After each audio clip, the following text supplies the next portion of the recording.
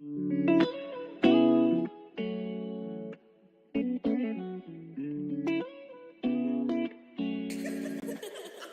Eli, you're doing great.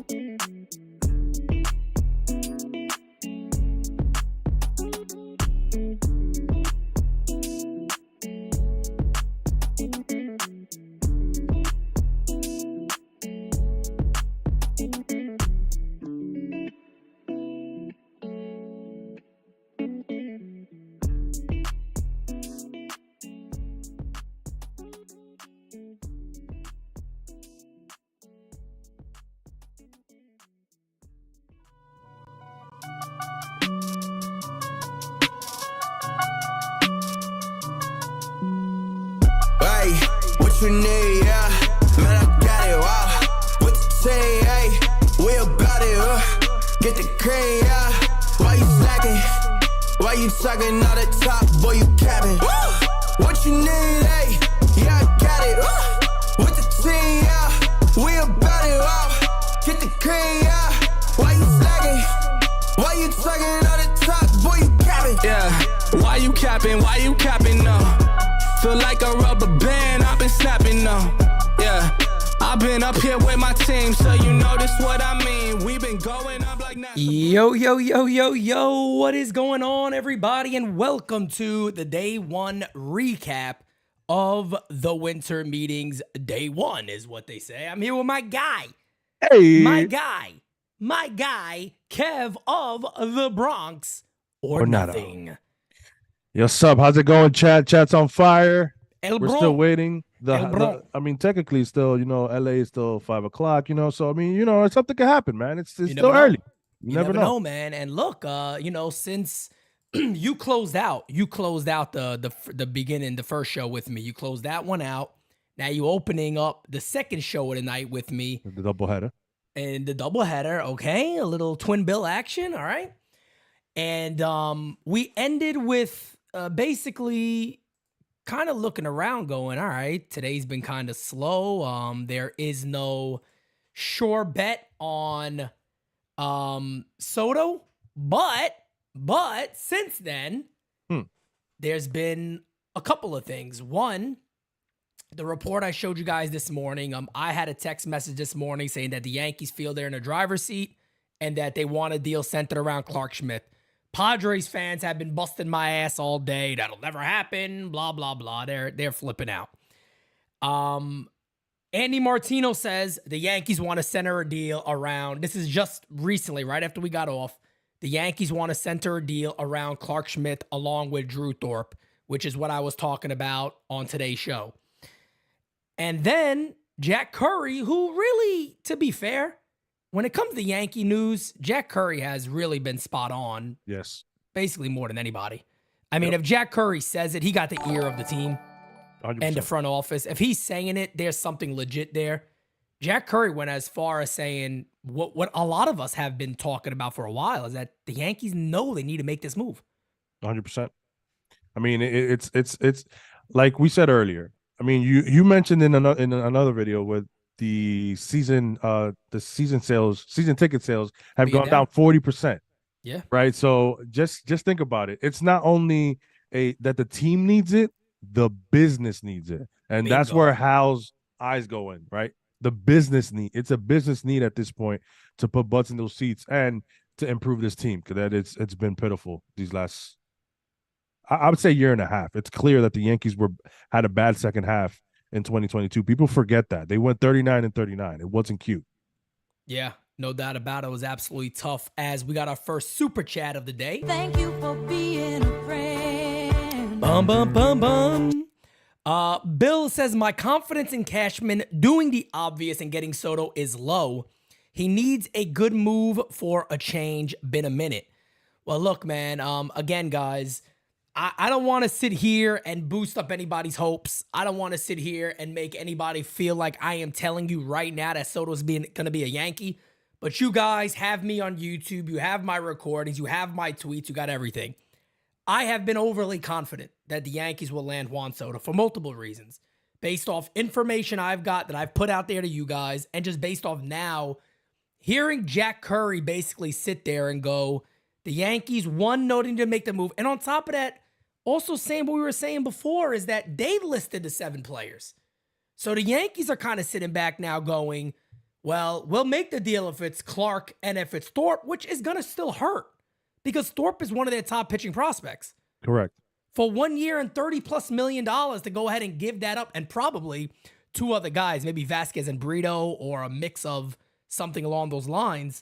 But has your confidence increased today? Yes, because we haven't heard about Seattle, and that's what and the Braves and Atlanta. Yeah, correct, and the Braves. But yeah, that being said, you make a great point where a lot of us felt the same way. Actually, some people were saying fuck it, the Yankees should trade. Some people were saying I was on the side of being no, that was a little too much, and that's how you negotiate, right? This is why the names were leaked. Allegedly, Bobby, said that the front office was pissed that reporters like him leaked the names. Mm-hmm. I don't think I'm pretty sure San Diego did to probably get another suitor in, and that's what you got to do when you negotiate. You got to do what you got to do. Let's not act like the Yankees were just going to give them a list and they were going to pick and there was going to be a done deal. No, Bingo. This is how you negotiate. Bingo. Right? So but I do feel better just because I'm pretty much a lot of people, even in other. The Padres fan base kind of thinks that it's not enough, which is funny. But again, they don't think about the financials of their situation. A lot of them still don't understand how are they broke. So it's tough. Yeah, I'll be honest with you. Look, I am not trying to clown on Padres fans, but I'll be honest. The ones I've interacted with today, I hope the whole fan base isn't like that. Because the people I've interacted with today, and I don't usually come at any fan base, you fan however you want. These are some low IQ baseball fans.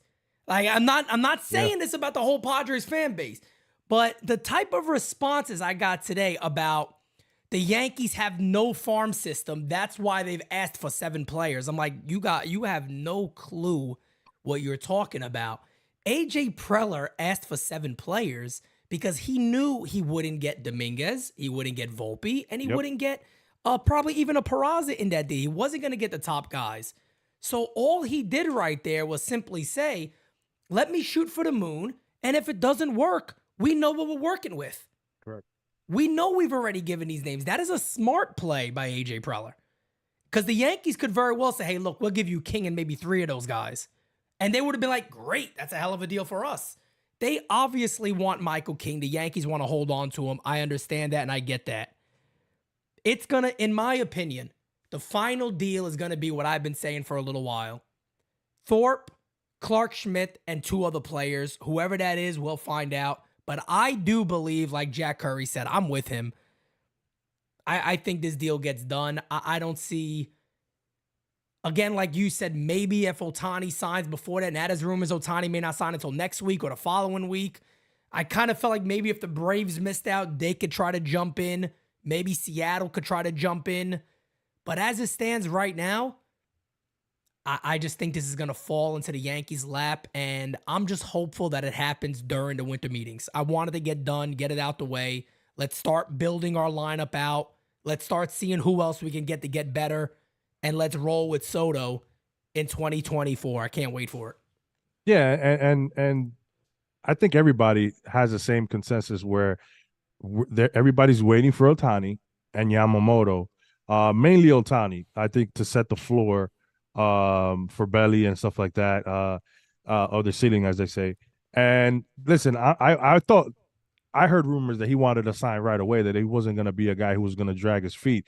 Yeah. But I think there's a bidding war. If I'm not mistaken, there's 3 teams, and I've heard north of 550 or around 550, which is insane. Yeah, it's apparently going wild for Ohtani. And look, Ohtani's a strange character, man. He's odd. He's very, very odd, because there was even a rumor Buster Olney said today he might go back to the Angels. That's because basically what he was saying was, and I don't want to put words in his mouth, but the way I read it was, he's an awkward dude and they let him be awkward. Yep. Is the way I read it. He's very much, I want things done my way. I want to be comfortable this way. And you guys have already shown me we can be that. So if you want to give me $550 million, I'll be happy to come back here and play the rest of my career. And maybe we can win. But, and that's always been the little bit of the conversation around Ohtani is, does he want to handle a big market? Does he want to go to the Dodgers? Which I think majority of people said was probably the best bet. Yeah, I got the Dodgers in my book still. I still got the Dodgers. I agree, but I think there's just like a little bit of awkwardness there when it comes to Ohtani, and he doesn't want to speak to the media. Mm-hmm. He doesn't want to do BP. He doesn't want to be on the field before games. Kind of just wants to get out there and get in and be done with it and go home. But hey, I'm here to tell him. I think anybody would be. When you're getting paid that level and you're one of the greatest athletes in baseball history, bingo. Yeah. Bingo, man. You're going to have to be more accessible. Right. You are the face of Japan right now when it comes to the major leagues of baseball and of the world. I mean, he is the best player in the planet right now. I mean, I think it's not, I mean, we're talking about overall player. A guy could throw 100 miles per hour and then hit 40 bombs. I mean, come on, bro.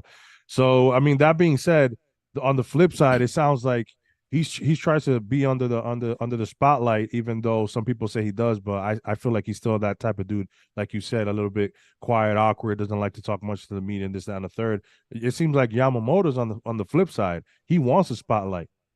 That's 100%. That just screams New York. Yep. And speaking of Yamamoto, let me get to these super chats, then I'm gonna get into that. David says, I don't mind giving up some prospects for Soto. Also, you have to know that prospects are suspects. Just because you have a high prospect doesn't mean he will pan out. Spot on that one. I think I agree. You agree with that? Clint Frazier. I mean, yeah. I mean, it's been quite a bit of them. Jesus Montero. I mean, we could go all day and talk about these guys that haven't panned out. Our brother Rod Thompson says, Kevin, que lo que? Hey, when Jack Curry talks, he has inside scoop on negotiations. He's broke tons of stories before. No doubt about it. Yes. And as Darius Glover, if you're not following Darius Glover on X, Twitter, whatever the hell it's called, go ahead and do it. Darius keeps everybody up to date on all the news that's out there, repost it or writes it out himself. Great job. Says Andy Martino says both the Yankees and the Mets get the impression from the Ohtani camp that he does not want to play in New York. I think that's as clear as day. No, yeah. To be honest with you. I don't think he wants to play in New York. And it just doesn't make sense for the Yankees because of the DH situation, it does make sense for the guys in Queens over there. What are the Mets, is that they're called? Something like that? Something like that. Yeah, the mess. I think it's the mess. I think you added the T. It's 2 S's. The guys from Queens. The guys from Queens. The guys from Queens over there, folks, is what they call them. But if anybody missed out also on Jack Curry, there was another pretty big scoop that he laid out there. And he said he believes the Yankees are indeed going to make a major play for Yamamoto. He said flat out they want him. So there is a very legitimate chance. Kev, by the way, I gave you the crown. I think you're the first person to ever say Yamamoto. I think you said it on a Game Season Live. Yes, I did. You did. I told everybody. I'm like, actually, no, it was Kev. I think Kev's the first person ever that I remember ever hearing say Yamamoto. You said it on a Game Season Live during the year. Yep. But there's a chance that this can happen as we just hit 20,300 subs. You guys are the best. Thank you so much. There's a chance that this could indeed happen, man. Yamamoto, 3 Sayamura awards, which is again the equivalent of the Cy Young Award. Then it also goes into community work. All that actually is included along with the what you actually do. So it's like their Cy Young with the Clemente Award. Yes, exactly. Sure. And look, man, Jack Curry seemed very, very high on the idea that the Yankees could land both of these guys. And let me tell you right now, if the Yankees bring those guys here, and let's say even if they bring in a Kiermaier and then maybe a trade, it's just a shit ton for the Yankees still to do, even when you think about it, because they got 6 catchers. What are you going to do with Glaber? But just those 3 names alone, I mean, their offense is very different immediately. 100%. And even though the Yankees, I mean, I'm pretty sure, I'm like at 60 to 70% sure that we're probably going to end up with Grisham anyway. I mean, I'm okay with that, though, to be honest. And I was going to say this because it's like Kiermaier, I think, wants a 2-year deal, and I don't think the Yankees want to give him that. Yeah. But Grisham is a ball player. I mean, I know his numbers are not beautiful, but the dude is a ball player. He's a hustler. So, I mean, you saw him when he went nuts, I think, in that ALDS, the NLDS last year. So he's a streaky guy who, I mean, listen, he's gonna be there until Jason is here. So it's not a full time. And to have him as the fourth outfielder, come on, man, platoon him with SpongeBob. They're just gonna be depth pieces at that point, you know. And Kev, it's funny because I was telling the fans in here that earlier. I said, I get it. If I had to choose between Cronenworth and Grisham, I would probably go Cronenworth just because I feel like that salary is good. He'll get less than Glaber's gonna get. Put him at Yankee Stadium, leave him at second base. I think he'd be very productive for us. He's just coming off of a bad year. The year before that and one before that one, over 4 WARs both years, All-Star game both years, and he's that type of player. But the thing I said about Trent Grisham is really simple. He has elite range in center field. Yes. One of the best range guys in center field. Got a decent arm, but covers a shit ton of ground. If you have concerns about Juan Soto's defense in left field, that's actually what you want in center field. Correct. You want to be able to get a guy that says, hey, look, if those balls are in the right center field gap, he can cover those and get those. And again, he's a lefty bat. So he just continues to add to a new balance in the Yankees order, which they need. And you always assume that a lefty's going to pop maybe a few more homers over the right field porch. And maybe Grisham could be a little bit of a surprise for the Yankees. Correct. And I'll say this to fans who have driven us nuts in some comments saying that about Soto's defense. When you have look at that situation you put in there. You have Grisham in center and you have Judge, who plays a great right field. Yeah. You can literally shift them a few steps to their right to help Soto out on left field. Yep. And that is it. Listen, the Phillies did something great with Castellanos.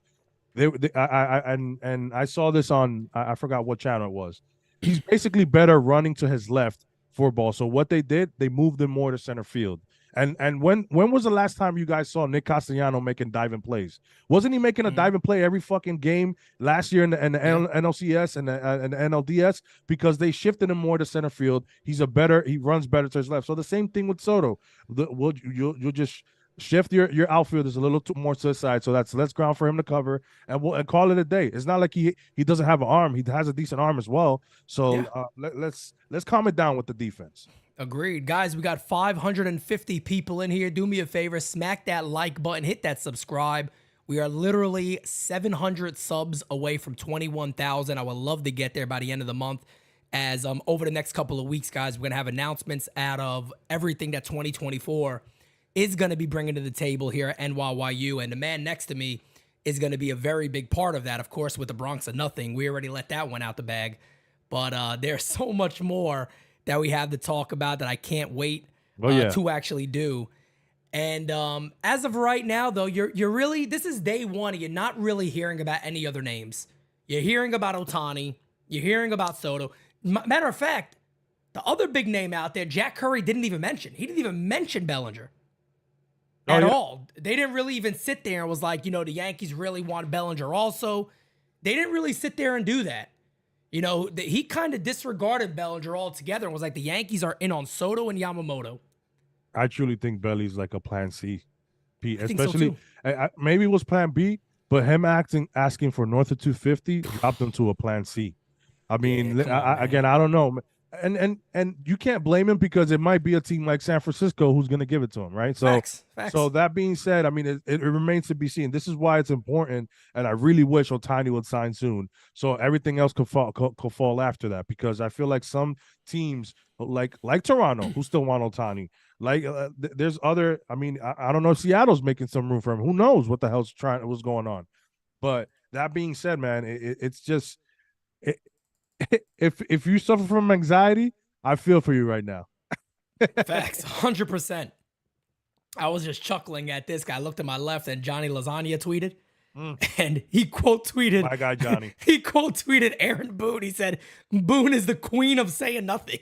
Oh my God. Yeah, he rumbles and says nothing. Legendary, man. David with the super chat. Oh, Mario Gomez is in the chat. Mario, what are you doing? It's finals week. You should be studying. What's up, Mario? What's up, my guy? Mario got a Dr. Pepper in his hand, studying right now. Listen to us. I love it. That's the way to go about it. David says, good news. Yadier Molina joins the Cardinals organization. Nice. As what? I didn't see that. Bill with the super chat says, what about Soto, Cronenworth, and Grisham? Trade Gleyber Torres, have lefties, defense, and balance, and maybe now they're able to keep King. I don't think the Yankees would want to do all that, to be honest. I think they'll take one, but not both of them. Correct. And we talked about it earlier where I'm on the same side of Pete, and it's just because and of course that super chat comes in while Mario's in here. I love Gleyber, but it seems that it's not the same love that the Yankees front office has for him to extend him. So that being said, he is either going to be moved now or he's going to be moved at the deadline.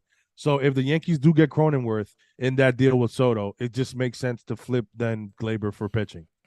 Yeah, and that's going to be a fun thing to talk about down the line. And just going back really briefly to Cody Bellinger. Yes. What I think the Yankees could be waiting on is if that price drops. If it gets later into January, maybe mid-January, and Boris may come around and try to pitch it. Hey, you guys need a first baseman. You guys need a first baseman starting next year. He'll take a 5-year deal. You just pay him, $28 million a year on 5 years, or 27 for 5 years. I'd be honest with you. I love that. Belly at 5 years, playing even if first, the AAV's a little higher, playing first base. That solves that issue right there. That solves me up all day. Yeah, that's and like we said earlier, that's where he has a lot of positives. I'm just, the only thing that worries me about him is his price tag. And number two is those bad years. Is that going to come back again? And if it comes back again, can he dig himself out of it being in New York? Because those are tough situations. We saw it. Gallo couldn't recover. It remains to be seen if Stanton can come back from that. So that's my thing. So, and he's going to be making 30. He wants to be making 30, hitting 200. That's not going to fly in the Bronx. So not at all. But being said, man, seeing him at first base, having these type of numbers would be beautiful. Oh, no doubt about it. It would be huge for the Yankees. Kind of reminds me a little bit of it could potentially be one of those Mark Teixeira type things where you feel like the Yankees are kind of getting set to where they need to be, and then boom, they go ahead and land this guy out of nowhere. You could very well see something like that happening.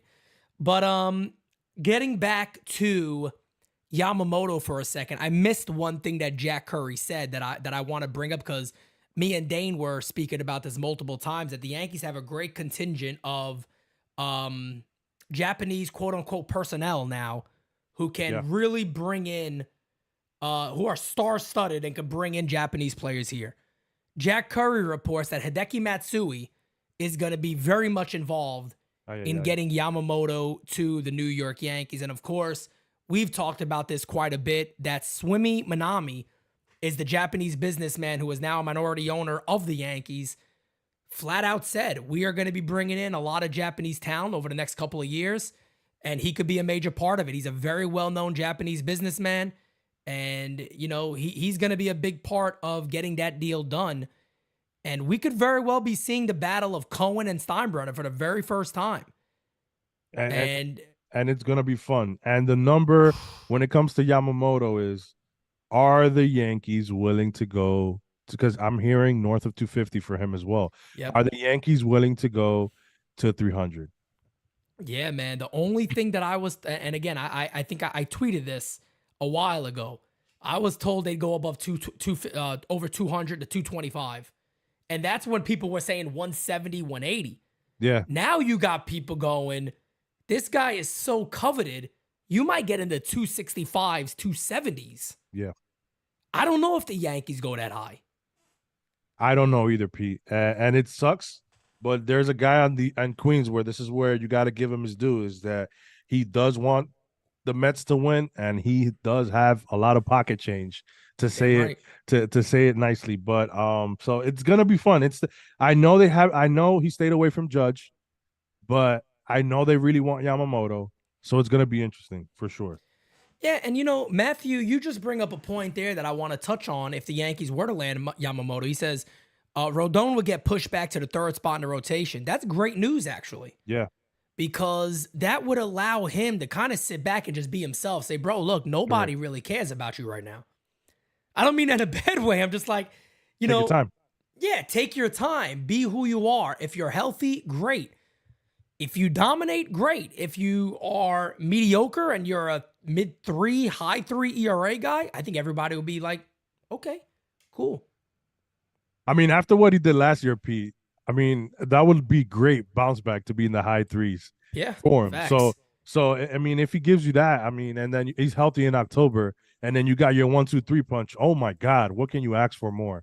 Right. And then, I mean, it's just, there's so much that the Yankees and Cashman can flip with two moves, right? We know that's not going to be it.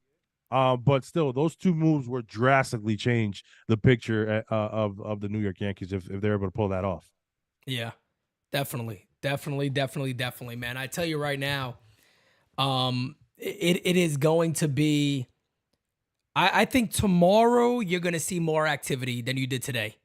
Correct. I think today is everybody kind of getting out there. I still wouldn't be surprised at all if you have another update on Soto tonight, because those teams are still expected to meet. And if they're going to meet, it's probably going to be in the next hour or so. Yeah. Where they should be meeting up. And, just going again back to what Curry said about Soto, I think this really sums it up. These teams kind of feel like they know they have a match. They just got to get back there, knock a few things out, and get a deal in place and get it done. And that's my belief of what is going to happen. Is that at some point, it's not really a blink on either end. It's more along the lines of, you guys know you're not getting 7 players. You know that already. Yeah. We'll be very happy to go Clark, to go Thorpe, and you could pick 2 of these 3 names we give you. And let's get this thing done and knocked out. There's some Padres fans to this day still telling me they're just going to keep him. They're not going to trade him. And I'm just like, I'd be shocked about that, one, because it doesn't make common sense. I mean, it's that, again, to those fans who've been in your mentions, Christian, from NYYST, the fellas, okay, those guys, we've been having fun. I mean, I just quote tweet and say delete this app right now with some of the shit that some guys are saying. I mean, you have to understand the situation that your team is in. They're out of compliance with the MLB, and Francis is going to be here wearing a suit later, and he knows all about it because he's been reading a lot about their situation and their financials, so he can touch on that. So stay tuned for that for when Francis is on here. So I just feel like they don't know that their team is in a bad spot. And unfortunately, that's all on Preller. Just like we're going in on Cashman, you guys should be going on Preller. Why in the fuck would you give that contract to Bogarts? Yeah. Like you just and that's crazy. exactly what I was telling them. I'm like, at the end of the day, you know, you guys are mad at Yankee fans for looking to bring in Soto when you guys shot yourself in the foot. Correct. Be mad at Preller. Don't be mad at Yankee fans for wanting Juan Soto. Of course we want him. Why wouldn't we? So you guys are mad at the wrong people. Man with many names says Merry Christmas and IKF was safe. Okay. He believes IKF was safe from years ago, many years ago, all right? Feels like years ago now, but I think he was safe, actually. IKF. You think IKF comes back? Oh, God almighty, please no. Hawaiian Hustle. I mean, let's give some love to Jung-Ho Lee. I mean, nothing has, and that's another guy that's been swept on the. Yeah, some guys swept him under the rug. The Yankees are. I've heard rumors about the Yankees interested in him as well. So it's going to be fun to see about what's going to go on with that. I think that's also part of Plan B with the Yankees. And it's going to be interesting because I think he wants 100, but I don't think he's getting that. Probably getting 60. I can't see that. 65, probably 75. The only team that I think could potentially do something like that would be if, like you said with Bellinger, would be if San Francisco misses out on just about everybody and they're like, no, we need to lock this thing in. Just give him the 100 for like 7 or 100 for 6 or whatever it is. Get it done, lock him in. I can see them doing that.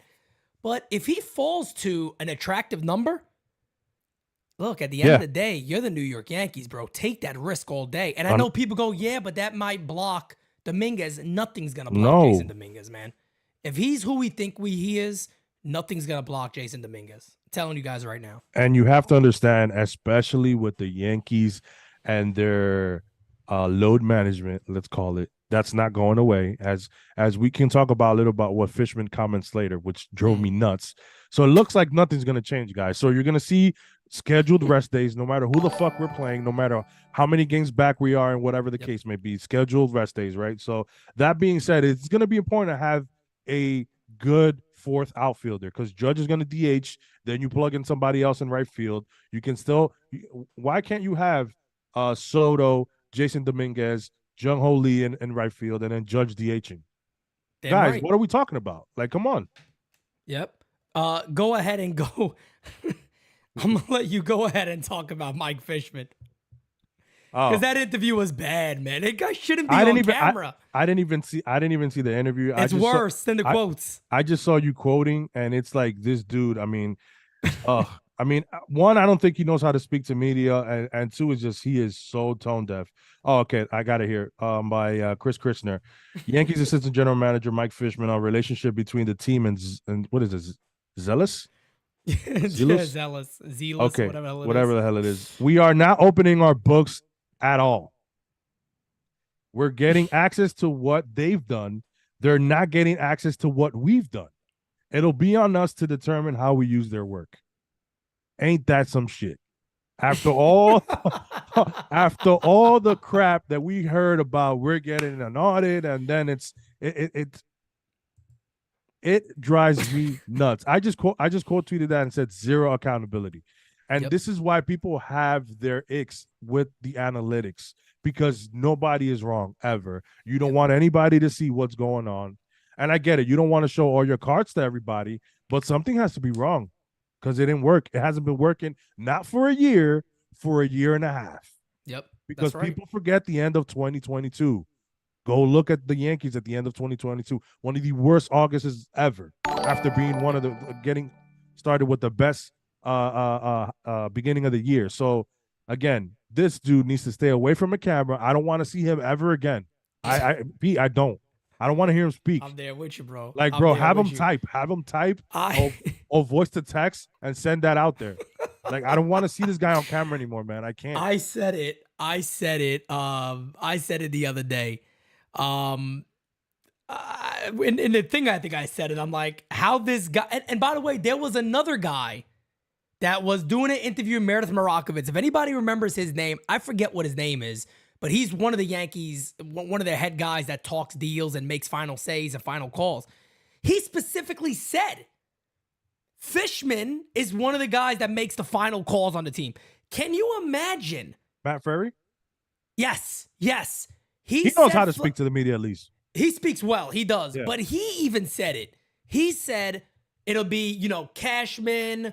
Oh man, what's his name? Oh man, I can't think. Former Cubs GM. Former Cubs GM that's with the Yankees now. He's the one who brought over LeMahieu. Oh my God, why can't I think of his name? It's right at the tip of my tongue. Ryan Sabian? No. He was the Cubs GM. I know Jim Hendry. Okay, I know he mentioned Sabian too. Like, there's like 4 guys that make decisions. He mentioned Hendry. He mentioned Sabian. And then he said Fishman's another guy that will go in a room with people to make decisions on these things. And I'm sitting there saying, can you imagine bringing Mike Fishman in to have conversations on making deals? When you hear this guy talk, that is actually pretty scary that the Yankees are doing that. I mean, you can imagine him walking into a room and you thinking about maybe getting Candelario, and he's coming in here talking about his exit velo or the way he hits breaking balls when he mashes fastballs or whatever the case may be. Just him just rumbling shit. No, because the problem is that Jamer Candelario's ex-WOBA and the XBA is not up to par about our numbers. As per Kerry, can you get me that stat from? No, get the fuck out of here, bro. What are we doing, man? Kerry. Oh, I can't, bro. Man, it's unbelievable. But I want us to do a dream scenario real quick, and I promise you guys, I don't have any alcohol in this cup. All right. Can we get stat guy to do a Fishman impression? We're gonna have to. We're gonna on the have next to get him NYYST. Yes, definitely. We're gonna have to get him to do that. No doubt about it. But I want us to visualize something here. Yankee Stadium. Juan Soto on that team. Look around, you go, man, look at these Dominican flags everywhere. This is nice. Then you go, Sancocho? That'll be great in October, Pete. I'll be amazing in October. Sancocho, and are you kidding me? That'll be unreal. Huge.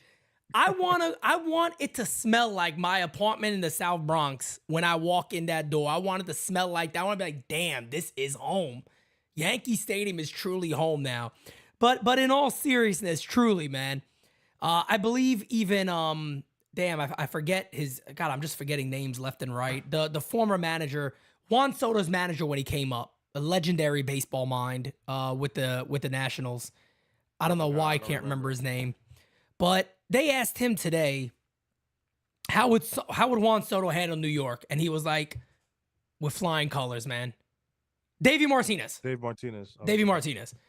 He said flat out, he's like, Juan Soto would eat it up alive. He would love it. It would be everything, he'd walk right in there and play baseball. And it's very similar to Jason Dominguez, isn't it? Correct. Where, we said it that day when me and you were calling the game and we got to call that first home run together of Dominguez's career. Probably the highlight of 2023. Guys, we got 600 people and they hit that like button for us. I remember saying, and we saw him in the outfield, and we go, bro, this kid is like, he don't even care. He's in a major league stadium. He's like, I'm just playing baseball.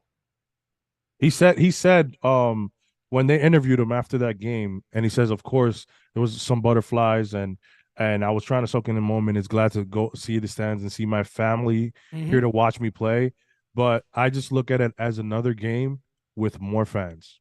That's right. And if that is not the right approach for a prospect, I don't know what else to tell you, Pete. That's how you got to approach this game. It's just a game with a bigger stadium. Maybe, of course, there's going to be guys with better talent, but it's still the same game. That's right. And, and here's, I know there's a lot of people out there saying if Juan Soto when this deal gets done, I'm going to say, when this deal gets done, affirmation, when this deal gets done, there's a lot of people saying, yeah, Pete, but why don't they just wait? Why don't they just wait? And guys, look, man, this is why, if you watch the trailer, I talk about this stuff in the trailer, basically saying that, real talk for the real fan.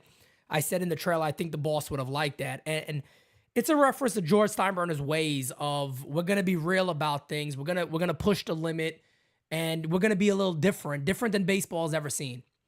And when I hear people sit there and go, we'll just wait, I'm like, bro, but you're a Yankee fan, man. We don't do that.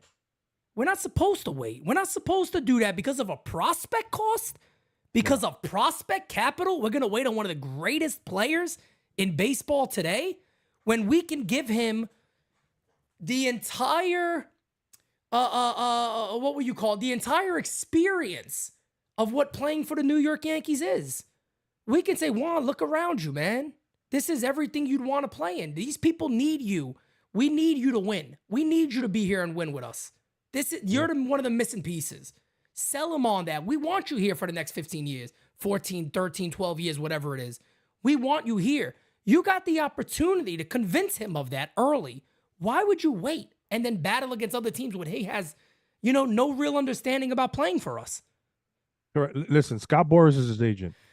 And no matter what's going on, there's probably nothing in this life that's 100% except that we're all not going to be here one day. Right. I think everybody can say that, right? So by you getting Juan Soto in the Bronx in pinstripes and him experiencing that, and you having negotiation talks throughout the whole season, and I'm telling you, man, it still may switch that 99% to a 95, to a 90, to an 85. Who knows what happens during the season, especially when he sees what Ohtani's going to get. Boom. That's right. Right? Once he sees what Ohtani's going to get, where he's going to land. Is he to the Dodgers? Well, then the Dodgers are out of the pictures. Now maybe San Francisco, unless San Francisco went ahead and gave Bellinger $300 million, went ahead and gave Snell $250 million. Mm-hmm. Now San Francisco's out of the picture. Now you have the Yankees left, the Mets, and the Mets have to pay Pete Alonso. Let's not forget that. Next year you got Pete there. And Toronto has to worry about Bo Bichette and Vladdy. So it limits the market. It changes a lot of things. And having him in the Bronx and you're able to have that conversation open line throughout the whole season and him experience in New York, I mean, it just gets you better chances. No doubt about it. It just lines him up for him to be able to witness what his future could be and what his legacy could be in New York. The Yankees have not won since 2009. There was times where free agent would say, these teams just won. You know what I mean? I'm probably going to win a championship with the Yankees because they've been winning every other year, or they get close to it. Juan Soto is entering a time now where us as fans are going, we need you because we're trying to win, and we haven't been able to do it. And the Yankees haven't had a chance to say that in a very long time. The last time was 2009. We're going on, getting closer and closer to 20 years of not having a World Series title. Hell, not having a World Series appearance. So, it makes a lot of sense for the Yankees to go now, give up the prospects it's going to take, which by all means is not going to be the hurtful thing that some people expect it to be. It's not going to be as much. But we got a couple of chats in here I want to get to. Old Sarge, my guy, Strength and Honor, says Yamamoto won't come off the board before Ohtani. I agree with that. So we're going to be waiting a bit for business to conclude. Great show. Gents, go Army, beat Navy. And then we also have a chat from our good friend Macho King. He says, Jabroni and Trash Can better get Soto and Yamamoto or catch a slap. Baboon can just paint his nails, bake cookies. NYYU is the cream of the crop. And Michelle Fishface can get elbow dropped. Ooh, yeah. All right, little fish face action, okay.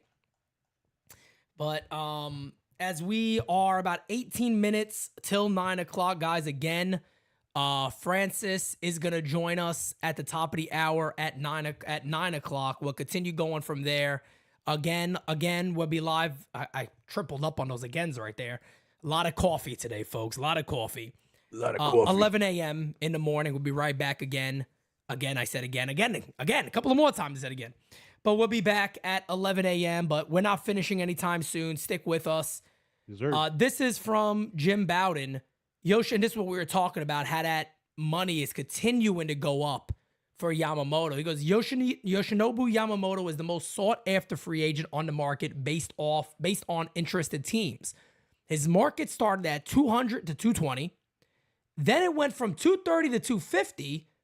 Now we're hearing he get close to 300 million. Not often does a 25-year-old top rotation starter become a free agent. I still find it hard to believe if he gets near 300. To be honest with you, I don't see that. I could see like 265 maybe. For Yamamoto? Yeah, I don't think he gets close to 300. Yeah, it's going to be interesting. I mean, honestly, the only team, if there's a bidding war, maybe and it's at 265, I can see maybe the Mets just, as they did with Scherzer, and going like, oh, we'll give you 280 or 275. Yeah. But 300, Jesus, man, that would be insane. I mean, and not only that, I mean, is this guy one of the best of the best coming from Japan? 100%. But there's also a transition period. Yep. I mean, you're gonna have to lengthen your rotation that first year, just for him to get accustomed to everything. So I mean, it's gonna be fun. I'm not saying I don't want him, but I mean that 300 million just makes it, just adds on to the risk, if you know what I'm saying. Oh yeah, no doubt about it. It's certainly a risk. Macho King says Yamamoto 8 years, 270. I mean, that would be absolutely phenomenal. And I saw somebody in the chat talking about Juan Soto's batting average. Let me just do what I do here and give lessons. So I'm gonna teach you a quick little lesson right here real quick when it comes to why that doesn't necessarily affect a guy like Juan Soto. So batting average is beautiful, and we know that. Juan Soto last year batted 275 and had a 410 on base percentage. That again, which you guys probably know this, means over 40% of the time, he's either getting a hit or he's walking, okay? Juan Soto, the year before that, hit 242, okay? Hold on a second. He had a 401 on base percentage. That means over 40% of the time, he's getting a hit or he's getting on base. Juan Soto in 2021 had a 313 on base percentage and had a 465 on base percentage. That means almost 50% of the time he is either getting a hit or getting on base. If people want to find things to pinpoint on Juan Soto, I'll give you one thing. One thing I'll give you. If you want to sit there and talk about Juan Soto's defense and go, you know what, he's not a great defensive left field. Cute.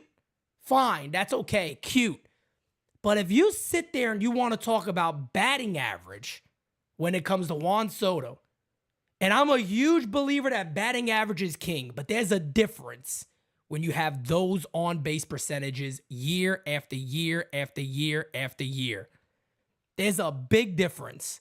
So I'm going to be honest with you. And now you're comparing him to Aaron Hicks. You don't know dick about baseball, brother. I'm just being honest with you. If you compare Juan Soto, what you're doing right now, to Hicks and Gallo, you don't know dick about baseball. I'm sorry to tell you that. I need my boy Yankee boy Tony. Shout out to him. He's one of the better trolls of Yankees Twitter. I need you to get on this guy's case. Bro, listen, let me tell you this. Luis Arraez, right? You love batting average, right? So Luis Arraez, his batting average was 354 last year. Guess what his on-base percentage was? 393. Bingo. So who gets on base more? That's what I love batting average. Me too. But when it comes to, I don't look at it, that's not everything for me, because on-base percentage is so much better than batting average. As much as everybody wants to talk, if you hit 200, but you have a 350, 360 on-base percentage, that's kind of Kyle Schwarber area right there. That's Bingo. Still great, man. So either you're hitting a home run in Kyle Schwarber's case, or you're walking. So, I mean, that you just can't have 9 guys that do that. But you can't sit here and tell me his batting average is 275. That's why Soto is trash, bro. You get the fuck out of here. And God, some people, but it's you know, a lot of times it's actually fun to have these discussions because, you know, I like to show people how truly wrong you are. You're now comparing him to Joey Gallo. Joey Gallo's best on-base percentage he ever had was 389. Do you understand that over the last 3 years, Juan Soto's been over 400? And I think he's always usually. I think he's always been over 1 year. 40. He's always over 4. Okay, look at this. And in the last multiple years, this is before the Yankees, 351 for Joey Gallo. You're comparing apples and it's not even close. This is not, it's not even in the same realm of player comparing Joe. Let me ask you this question. Was Joey Gallo ever in line to make $400 million? I don't know. Was he ever in line to get a very long-term extension where teams will say, I'll give him $30 million a year, no problem? Juan Soto could be a free agent today, and somebody will give him $450 million. Multiple teams will line up to give it to him. That's because he's not Joey Gallo. That's the reason. He's an elite ball player. He is an elite ball player. There's a difference, in my opinion, when a guy has a 350 on base percentage, but he hits 210, 205. That's a difference. Soto doesn't do that. Yeah, what people fail to understand is the magnitude of his lowest on base percentage is 4-1. He's always been over 40% guy who gets on base. That's number one. Number two is his age, right? Number three is his pedigree. He's been in the World Series. He's hit Verlander in the World Series. He's done things at the age of 20, 21, 22 that no other player has done in the last 10, 15 years at his age. Could Mike Trout would have done it if he would have made to the playoffs? Who knows? But he didn't make it to the playoffs when he was up here. So Juan Soto is that guy, right? So, and another thing that you guys are forgetting, it's a spotlight in New York. He can definitely play in New York just because he showed you what he can do at the age of 20, 21 in the World Series. At the age of 19, I think. So whatever you're talking about, and they're saying that Luis Arraez isn't going to handicap the Yankees at 40 million AAV. Guys, there's something called fucking inflation. 5 years from now, 40 million is going to be the new 25. What are you guys talking about? Yeah. Are you guys blind? How much is your rent? Compare your rent to the last 15 years. I'm gonna put this on the screen too, so everybody can. This is Juan Soto's numbers. You also notice something here. Look at that launch angle. Do you also notice that Juan Soto's not a major launch angle guy? You know why? Look at everything else. He smacks the ball when he decides to swing. This is a guy that if the ball's in the zone, he is elite. Elite. You put this guy, Aaron Judge, as his protection. That's all you need to know right there, man. That's all you need to know. Look at these numbers. Look at all the either or. You put him behind. You put Judge in front, or I like putting Soto there because he's gonna get on base and that's gonna cause Aaron Judge way more RBIs. You're gonna finally see guys Judge hitting 140 RBIs. Yep, something that he hasn't done, right? So I mean, another thing that they're saying there is the 40 million AV. Guys, the way people construct contracts, the Yankees could start paying him 35 for the next 3-4 years, and then after that 40, and so on and so forth. It depends how the contracts is constructed. And like I said, there's something called inflation. This is why there's guys making 40 million today, like Scherzer and Verlander, Judge. That's gonna look cheap in 10 years. That's right. As Irish Rover with the super chat says, great stream, guys. This is for the kids. Soto and Yamamoto will both live in Soho. Go Yankees. I like that. Okay, they can live in Soho. Soto's living in Washington Heights, right on top of Mama Sushi's. Eating mofongo all night. Hey! Stupid Mama Sushi. ¿Tú supiste? Ese tigre Oye. I'm going to say it in Spanish. Ustedes lo que están en droga, droga. You guys are have right there, Facts. Some of the takes in here, somebody says, hey, it's insane, Pete. I'm telling you, batting average. We get it. Guys that hit 300 in society, yes, but it's a part of building an order. It's a part of building a lineup out. Pete, is it safe to say that the 275 today's 275, 280 is the 300 from the 90s? Of course, 100%. Go look around the league. You can count. It's much different. Yeah, that's what people don't understand, man. And I feel like also too, if you guys have listened to me for a long time, I'm a big believer in guys that have a level swing. I'm not a big believer in the whole uppercut, launch angle, because I don't think that fits every single player. Correct. But Juan Soto's a guy who doesn't care about launch angle. It's not who he is. Juan Soto's a guy that gets up there. Look at these. I'm going to go back. Look, 2018 and down. Walk percentage, 16%, 16.4, 20.9, 22%, 20%, 18%. Strikeouts, 20%. Listen to this. 14, 14, 14, and then 18. The guy also had 30, and this dude just says Soto is not Big Papi. Bro, but what are you comparing here?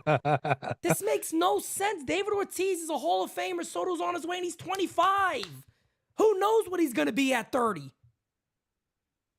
I'm gonna give up on you guys. You guys are talking about Hicks being an on-base OBP machine. His best year was 353 on-base percentage. That's nothing to 420, 415. That you guys need to go. Seriously, need to let go of the keyboard for a while. Yeah, we're done with that conversation. Are you guys on a 72-hour fast? Let us know. Yeah, the brain isn't working right, man. You're gonna have to eat a little something for a second, get that thing back in you. MLB Network's Tom Verducci shares his thoughts on a potential Juan Soto trade between the Padres and the Yankees. He says, if they hear the right names from the Yankees, that's a deal that could happen this week. So yeah, that's definitely a deal that can happen this week. My friend Nate says, Fishman is like the kid in school who needs to show the physics teacher a new way to solve Newton's second law of motion, net force. Okay, I don't know what the hell that is. Smartest guy in the room, but I get what you're talking about, Nate. 100%. That is definitely Fishman. And our good friend Jeff J says, twice in one day, hot damn, hitty to subby and smacky to likey. Let's go NYYU. Yes. And let me get to Alviso Encarnacion. My boy, I'm going to take these because, you know, we do have some bilingual people. Go ahead, say, please. Kevin, hay una gente que no sabe ni mierda de béisbol. ¿Cómo tú vas a comparar Juan Soto con Aaron Hicks and Joey Gallo? Basically saying there's people that don't know shit about baseball because you cannot compare Juan Soto to Aaron Hicks and Joey Gallo. And to that I said, droga. I definitely heard the mierda part. The mierda I caught on to quickly. I was like, somebody's shit. Como mierda is what's going on here. That's what he's doing. That's what you guys gotta do. I've never thought. I mean, again, the more people you get in those chats, the wildest takes you're gonna get. That has to be a Padres fan. I need a sound that just says "Cállate." That's what I need. Just one of those, real quick. We'll get one. We're gonna say no to drugs, guys. That's it. Say no to drugs, everybody. All right, that is the lesson of the night. Say no to drugs. Let's see. This is from Bobby Malone. If the Mariners, Cubs, Phillies, Jays all had more to offer the Padres, Soto would have been moved already. Bingo. Yep. Bingo. That's another thing to look at. Juan Soto could easily be moved. We're talking about, again, an elite talent.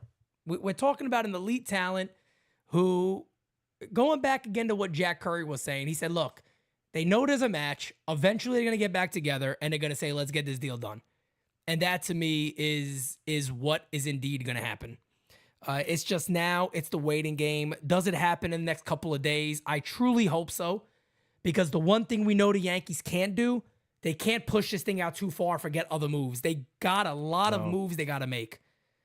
And my hope is, as me and Kev were saying, as you and Mario have been saying, Yankees probably need 3 new bats in that order. Bare minimum, 3 new bats.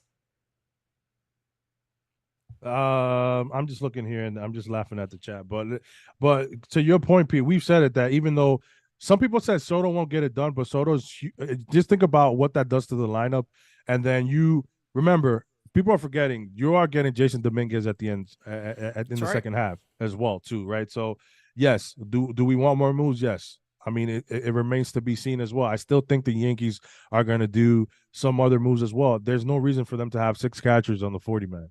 Which, I mean, it's just been sweeping by, bro. That's insane, bro. Yeah, and at the end of the day, if the Yankees don't move these guys, they're gonna release some of them. They have to go somewhere. There's no way you're carrying 6 men on a 40-man roster, 6 catchers. There's no way. No. And also, too, John Morosi reports that Cody Bellinger to the Mariners is a potential fit. I think that makes all the sense in the world. They cleared a little bit of salary. I can see that happening. Yeah, man, and don't forget that the Yankees still have interest in trading with the Cardinals for some outfielders too. That can happen. You can see them maybe trade with Arizona. Arizona needs pitching. The Yankees could maybe do something there with Arizona. Has a plethora of outfielders that we had shown interest in the past. So it's not going to only be that. I think we all just need to be pushing for Ohtani to sign already, so everything else could fall in line, because that's basically what's holding up everything, I think. Yep. And obviously, I don't think he was going to sign before this week anyway. I just hope it's done this week. Yeah, I think, like you said, I really think that I don't know if the Ohtani stuff affects Soto as Soto, much. no. But I don't think it affects Yamamoto, Soto. Belly. Correct.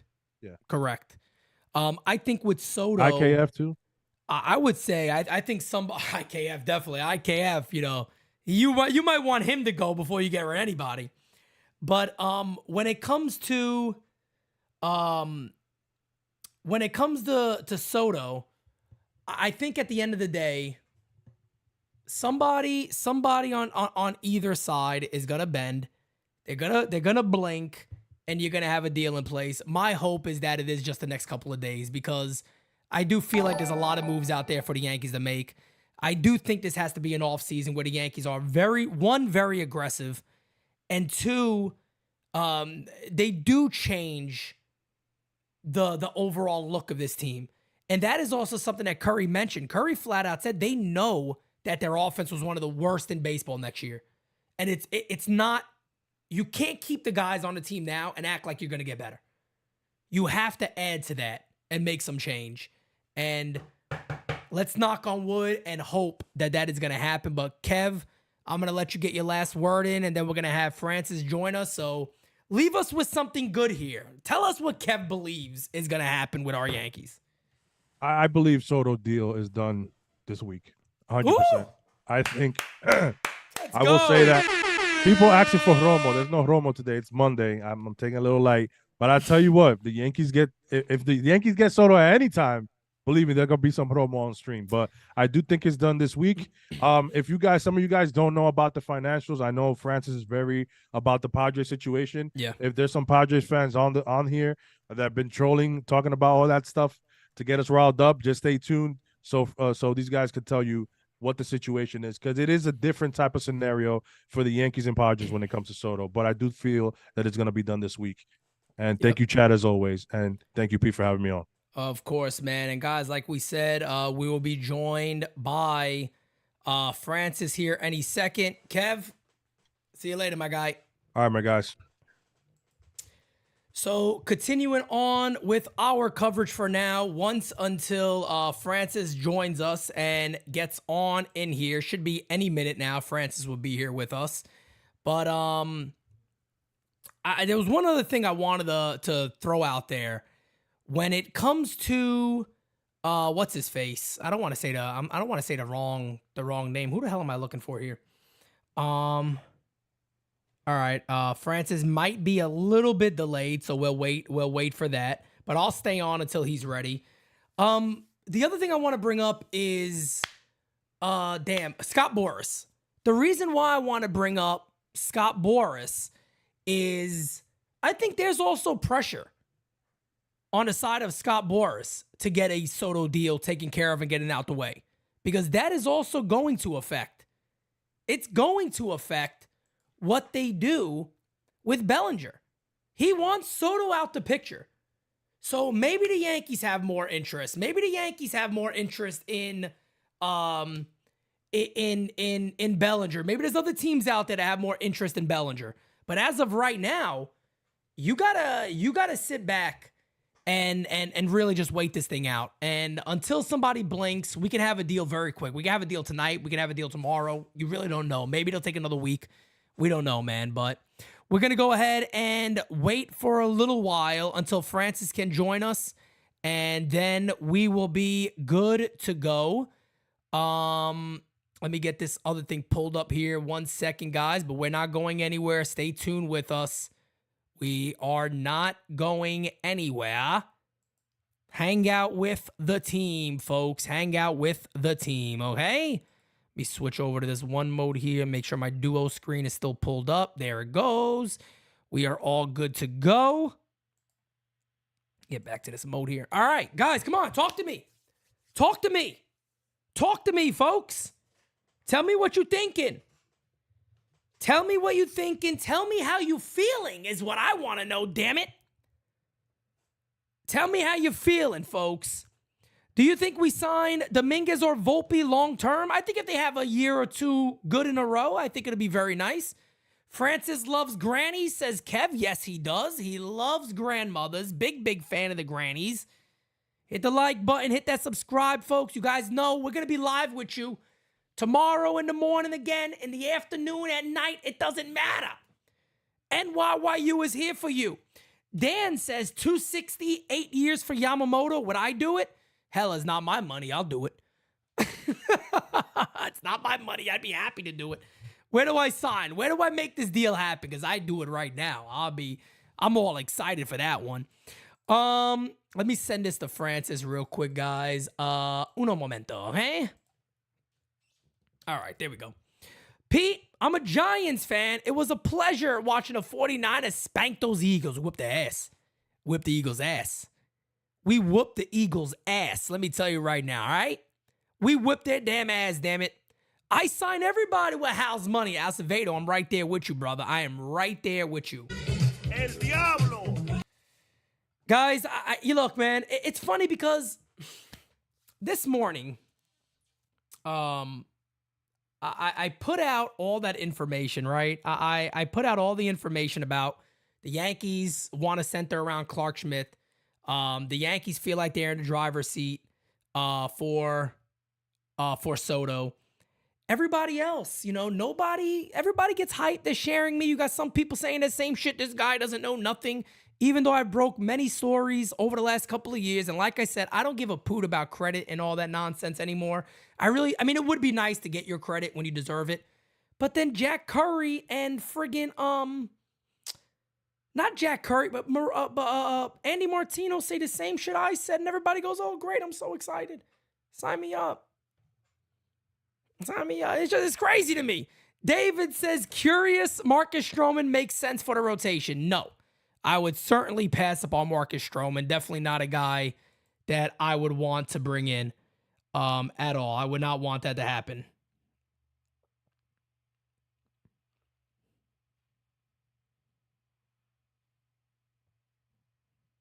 Dane just got a message from somebody that he's very close to. I don't want to say what organization, but they're also saying kind of what we've been saying here is that Scott Boras is pushing hard for a deal to get done when it comes to Scott Boras pushed for Soto deal to get taken care of, so his other guys can basically get that little bit of time there to get as much money as humanly possible, basically. Do you know if the Yankees have their meeting with the Padres today yet? Probably not. It'll probably be pretty soon that they have that meeting. Joel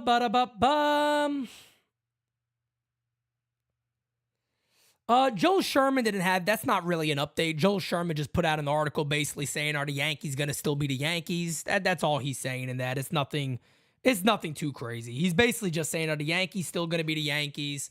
Or, are they going to not be that same team? That's what it is. The holdup revolves around the Padres saying to trade Soto to the Yankees, they must have Michael King and Drew Thorpe, who San Diego has made clear is the pitching prospect they most desire. The Yankees have countered that neither King nor Thorpe will be in the package. I think the problem here, again, is getting off of the name Michael King. I think the Yankees, at the end of the day, are going to sit there and say, if you come off of Michael King, you can have Drew Thorpe, but we're going to add Clark Schmidt to that deal instead of King. That'll eventually probably get the deal done. I don't believe when the Yankees say that they would not add Drew Thorpe in the deal. I don't believe that. I think it's Clark Schmidt and Drew Thorpe is going to be the deal, along with two others. Is that Randy Vasquez? Is that Johnny Brito? I don't know. But I think that will eventually be the deal that they end up making. That's what I believe the deal would be. Will be when it is actually done. And, that could come today. That could come tomorrow. We're going to find out very, very soon. We're going to find out very, very soon what that is. Guys, do me a favor. Hit that like button. Subscribe if you have not to NYYU. I just got distracted a little bit by Samantha Irvin's picture. Lord have mercy. I'll pop it on the screen real quick. I don't know if the beautiful, lovely, wonderful fiance is around. Maybe she isn't, but really quick for everybody. Lord have mercy. Can we trade for her? Anyway, continuing on. I'm going to get a chunk cloth thrown on my head. when I'm not even looking. That's what's about to happen. That's what's about to happen any damn second now. That's what's going to happen, damn it. That is exactly what's going to happen any damn second. Let me go back real quick to this here. Oh, whoa, whoa, whoa. Oh, shit. Pues tu maldita madre, coño. Asqueroso. Dame. This was just, you better come and get it, bitch. You better come and get it. You better come, look, still on the screen, damn it, take it. Get it out of here. She's still on the screen. I'm like Al Bundy, damn it. My house. Al Bundy. Al Bundy. This is my house. Samantha Irvin, honey, you can stay on my screen. Hey! Struck her out. I don't know. She got an arm on her, though. She might get a $30 million deal. She might get a $30 million deal with that arm. I'll tell you right now. My goodness. No, ma'am. That's right. No, ma'am, damn it. Unbelievable. Unbelievable. Unfriggin' believable what I got to deal with. So, guys, we are waiting on Francis to join. I want Francis to join. I want to get his take on a couple of things. It's 9:10 right now. We'll probably hang out till about 9:30 either way. We got 5:09 in here, guys. Do me a favor. Smacky that likey. Hitty that subby. Oh, that's what I'm talking about, baby. That's what I'm talking about. Smacky that like. Hitty that sub. Let's see where we at. Here we go. Okay. Okay. You know, I think she meant to miss me because typically she could hit me very easy. Yeah, he is a lucky son of a bitch, no doubt about it. He's a lucky son of a bitch. Pete got caught looking. I did. Okay. Joe says I'm disrespecting my lady. No, there's no disrespect. Nobody disrespects the beautiful, lovely, wonderful fiance. Okay. Nobody disrespects the beautiful, lovely, wonderful fiance. Okay. Hirsch says Pete gets caught looking more than Stanton. Let me tell you right now, Hirsch, there's been times I go up there and I just whoop, 2, 3, hey, struck him out. There have certainly been times. But, no real updates right now. I do believe, let me see. I thought I just saw something. That's old. Yeah, there's nothing new right now. We'll give it a little bit of time for, again, Francis to join us, and we'll go from there. Your wife could easily replace Rodon next year with that arm. Let me tell you something. She got a hell of an arm right there. She got a hell of an arm. Daniel, what's going on, my brother? How you doing, fam? Big time Jerry. What is going on, everybody? Guys, we still got 512 in here. We had 680-something earlier, 700 almost. Let me tell you something. There's nobody like NYYU. I just want to tell you right now so you are aware of that. We got 100-plus subbies today, working our way to 21K. We do not play over here, okay, baby? All right? We do not play over here at NYY. If you guys missed our trailer, go watch that trailer, man. Go watch that trailer. Action VJ, are you new here? I'm always live. When I tell you guys, we're going to be live. We are going to be live, damn it. We are going to be live all the friggin' time. And guys, pinned in the chat, this community has been so amazing to us. If you guys want to help us get to the 2024 All-Star Game, any donation would be accepted. We don't care. However you guys want to help, if it's $1, we don't care. We are trying to get out to the All-Star Game, guys. We are a growing company, a growing business. We want to give you guys the best material we could possibly have. There's a chance, as the beautiful, lovely, wonderful fiance just posted the link in the chat to help send us to the All-Star Game, guys. We want to cover the Home Run Derby live vlog it, live stream it at the stadium. And then, of course, we want to do the Futures game, the actual All-Star game, all covered in Arlington, Texas. We already got a whole setup. We priced things out. We are hopeful. We're hopeful that we can get it done this year. We're very excited about it. My guy David says, remember best moment of 2023, what game? Ooh. You know, shit, I was watching this the other day. You know, the WBC was fire this year, man. the WBC was absolute fire this year. And there was the game when matter of fact, the finals, the last game of the year. Imanaga was pitching, who is posted already, and he's going to be in the majors this year. Dominguez's first home run is definitely right up there. But Imanaga pitched, and I remember when Trey Turner hit that home run. And he went off on that home run streak in the WBC. And I'm like, damn, America's going to do it. Bro, that was one of my favorite moments. That was one of my favorite moments of the year. And it wasn't even Yankee related. By the way, that is the all-time most watched game season live ever. I think it did over 40-something thousand views. We had over 1,000 people in there that day. But during the regular season, I got to go out there and say Dominguez's home run. Those couple of games that Dominguez was here, it was so intriguing to watch because we were joking about it. Shit, Dane said it. Dane was like, man, I could see him taking Verlander deep, leaves one up there, just tomahawks it.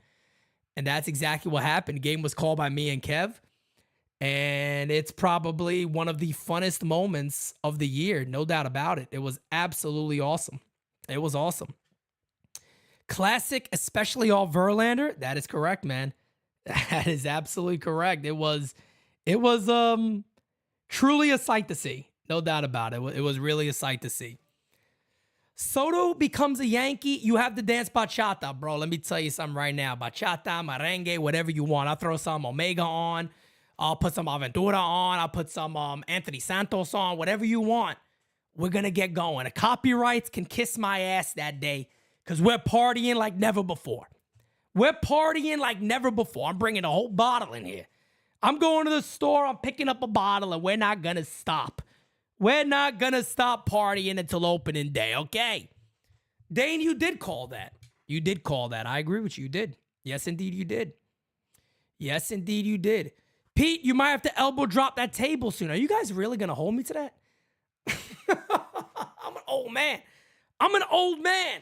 I can't go elbow dropping tables. I can't be on the IL to start the year, folks.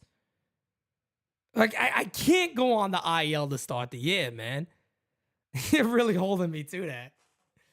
I mean, if you guys really gotta hold me to that, we'll figure out. We'll figure out what we gotta do. Perfect game by Herman was great, even if it was against the A's. I agree 100%, man. It was absolutely awesome. It was absolutely an awesome thing. It was an awesome thing.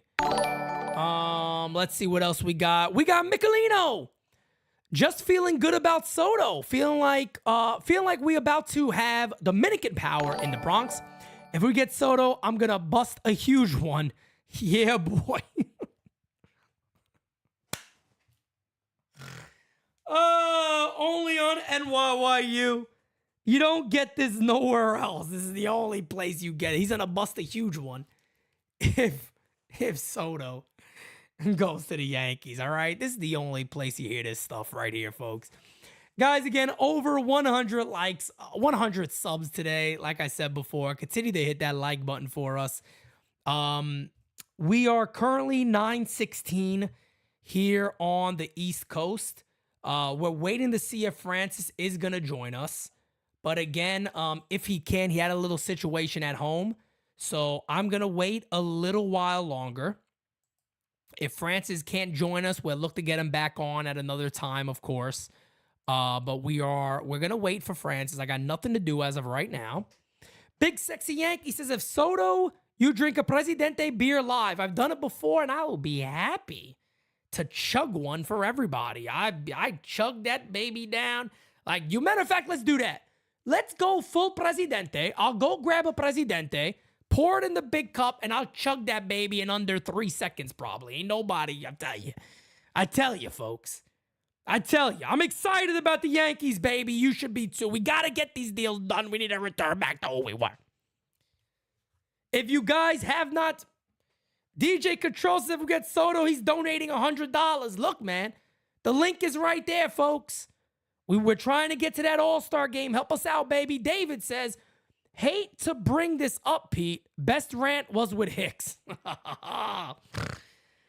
The many rants. Let me tell you, man, the many rants that we've had. The big bottle, the DR40, the 40 ounce. Who just said that? Who said that? Where you at? Where? I just saw it. Where did it go?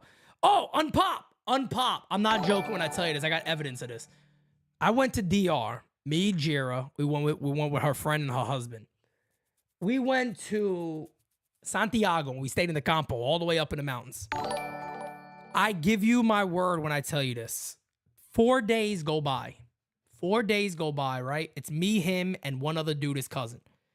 Do you know that after the 4 days passed, we looked at all the bottles, and you're right, the 40-ounce Presidente bottle, the big-ass thing. We said, holy shit, how many of those did we drink? This is dead serious. Do you know we counted 400 bottles? I'm not even joking. 400 bottles of the biggest, the 40-ounce. 400 of them. We went through them like you can't even imagine. You can't even imagine, fam. Hoy se bebe. That's exactly how it is. That is exactly what happened right there. Unfriggin' real.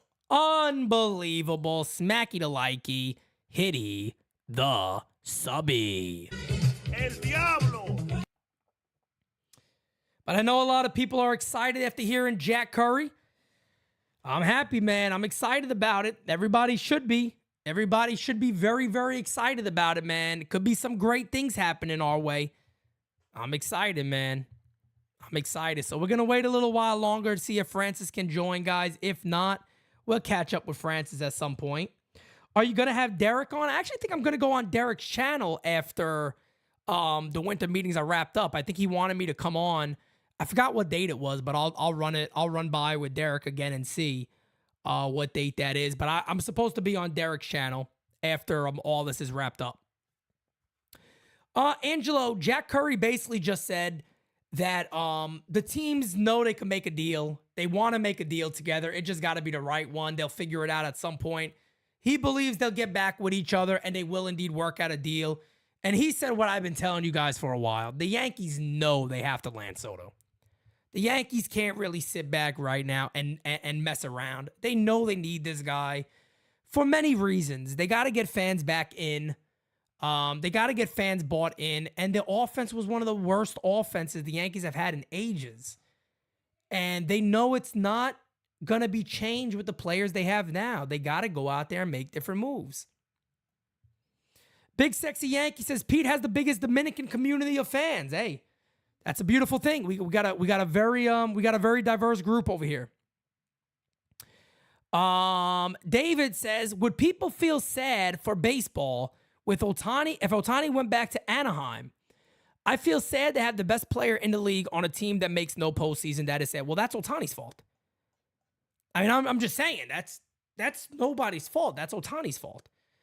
If Ohtani decides to go back to the Angels, then he doesn't care about winning. Ohtani truly just wants to be in a place that lets him kind of hide. Lets him play and hide. That's all that would be. That's all that would be. Victor Epic Warrior, my brother. You're the best around. Nothing's gonna ever keep you down. You're the best. Victor says Fishman was trembling again. He killed the Yanks. Yeah, Fishman is bad. At what he does, man. I tell you right now, he is I don't know how he's making any decisions with the Yankees at all. I don't understand it. I will never understand it. I don't know how it's even possible. I don't know how it's even possible that he's still making decisions with this club. It's super odd, in my opinion. Let's look up one other thing here real quickly. Give me a second, folks. Oh, 1 second, 1 second. Bob D! What's going on, my guy? How you doing, Bob? How you doing, Bob? How you doing, Bob? Sorry, guys. I'm just looking for one update that I needed right here. Joe donated $20 to our GoFundMe. Joe, thank you so much, brother. We appreciate you. Thank you, thank you, thank you. Heyman, new piece dropped. Rays have 4 to 5 serious offers for Glass now. Yeah, I think the Rays are going to look to move Glass now and maybe even a Rosarina. They're talking about Isaac Paredes too. So it's going to be interesting. I think they're a real match with Seattle. I think Seattle and the Rays are a very, very solid match. And we'll see if that actually does happen. We'll see if that does happen. Guys, it is 9:23. I'm going to get ready to wrap up here. Francis had a situation at home. I completely understand that, guys. We'll get him back on. Definitely want to get Francis's takes on, a lot of the stuff going on right now with the Yankees. But guys, just an update. We will be back at 11 a.m. tomorrow. 4 hours again at 11 a.m. tomorrow. That is again going to be for Toys for Tots. We are closing in on our goal of $2,000 for Toys for Tots overall. Toys for Tots, excuse me. Once we hit that Toys for Tots for the year, we'll be done. It's going to cap at that. We'll be done with that. And I'm just so proud of this community, man. In one day, we did, I think, 1,150, something around that number. Jeff J donated an additional 1,000 from his own, with him and his family alone, not with us, but just supporting this great community. Guys, again, I'll just say it. We would not be doing what we're doing without the support of this community. You guys have helped us in more ways than you could even imagine. In so many ways, it's not even funny what you guys have done. And there's Jeff right there again. I will match the first 1,000 on the GoFundMe. Let's get to the All-Star game. Thank you so much for that, Jeff. So, guys, if we get to $1,000 on the GoFundMe, Jeff will match another 1,000. That is about as awesome as it gets. Jeff, you are absolutely the GOAT. Just to give everybody an update on where we are on the GoFundMe, because Jeff already did something so big for Toys for Tots, man. We got a cap at 2,000. Jeff came in immediately at 1,000 and gave another $1,000. So YouTube caps it at that 2K. And I mean, as of right now on the GoFundMe, we are sitting at $255.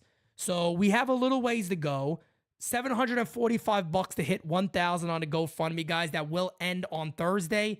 I don't want that to go long. I don't want it to be something that's extended for a long period of time.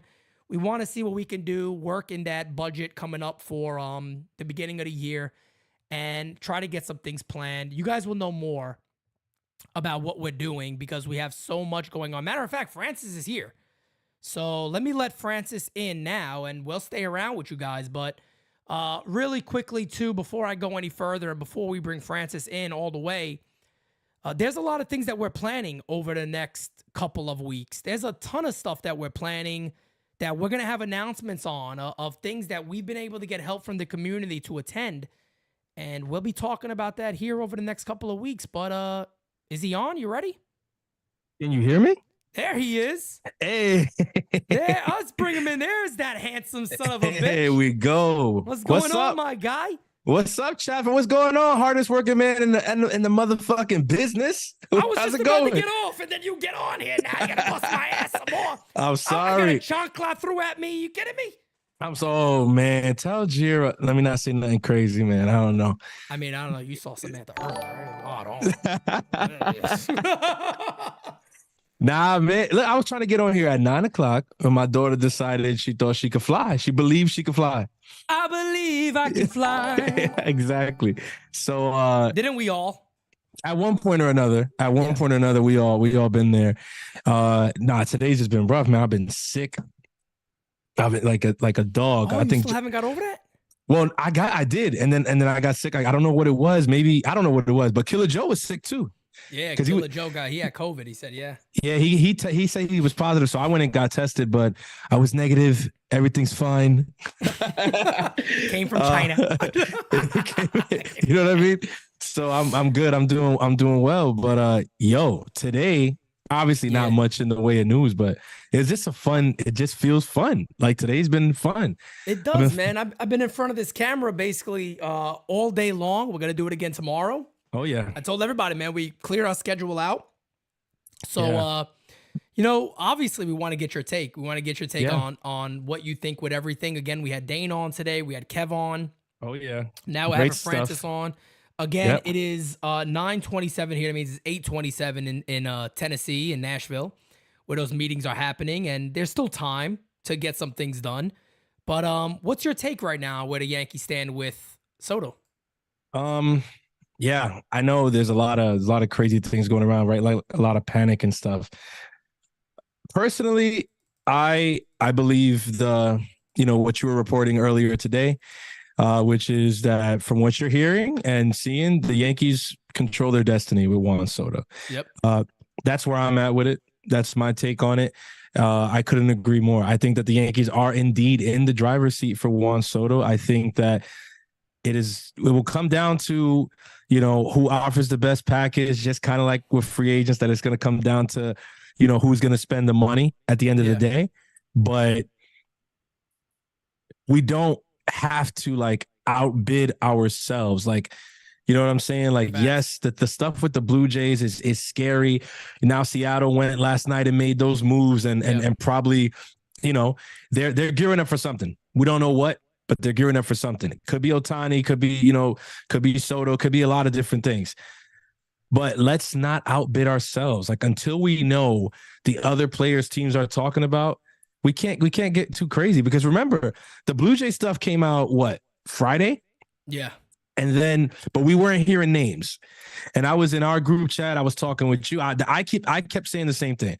I was like, I hear them, but like, until I hear names, like, how am I supposed to be afraid?